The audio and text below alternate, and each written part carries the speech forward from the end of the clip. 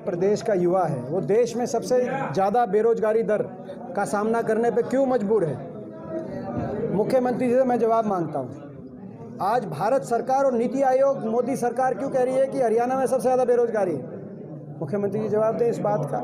ऐसे में इतना बड़ा भर्ती घोटाला, जहाँ जो छापे पड़े तो करोड़ों रुपए, 3 करोड़ 60 लाख रुपए बरामदगी हुई एक ऐसे व्यक्ति से जिनका पद ही नहीं था। पद बनाया गया एचपीएससी में और फिर इनको लगाया गया और वो पैसे एचपीएससी के दफ्तर में पकड़े गए 1 करोड़ से ज़्यादा। तो कितना खुला काम था, अंदाज़ा लगाओ। जैसे परचून की दुकान पे टॉफ़ी और चॉकलेट और लॉलीपॉप और चीनी और दाल बिकती है, ऐसे रेट लिस्ट लगा के नौकरियां ऐसे पता चला है उनके। जब छापा लगा तो सामने आया कि dental surgeon 35 lakh, HCS prelim का क्लियर कराओ 40 lakh, staff nurse 10 lakh, ANM 20 lakh. इससे पहले जब स्टाफ सिलेक्शन कमीशन में छापा मारा गया था तो ये सामने आया कि driver 5 lakh, conductor 4 lakh, clerk 10 lakh.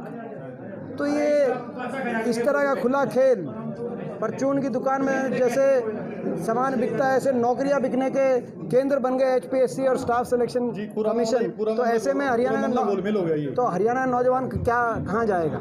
देश में सबसे ज़्यादा बेरोजगारी है इनकी विफल नीतियों की वजह से। आज हरियाणा में ना तो 8 साल में कोई निवेश हुआ, ना हरियाणा में कोई औद्योगिक क्षेत्र की स्थापना की गई।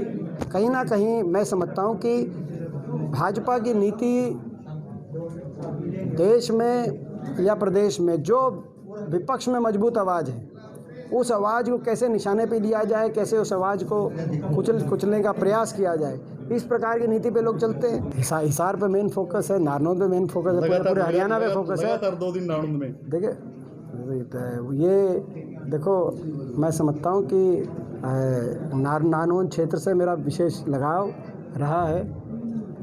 मेरी ड्यूटी नारनौंद में 2012 में लगी थी, 13 में जब उपचुनाव था, आपको याद होगा। जब उपचुनाव कांग्रेस पार्टी से उस टाइम जयप्रकाश जी उम्मीदवार थे, लेकिन उपचुनाव था उस समय मेरी फर्स्ट टाइम ड्यूटी लगी थी।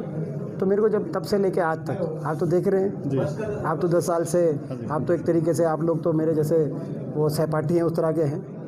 तो देखिए कभी फोकस में हमारे 10 साल में कभी आपको कमी दिखी नहीं होगी, अपनापन है इलाके में, अपनापन है। अब मुझे विश्वास है कि जो अपनापन झलक रहा है, ये अपनापन अगले आने वाले समय में यहाँ से जो राजनीतिक नतीजे आएंगे नारनौंद के, वो उसमें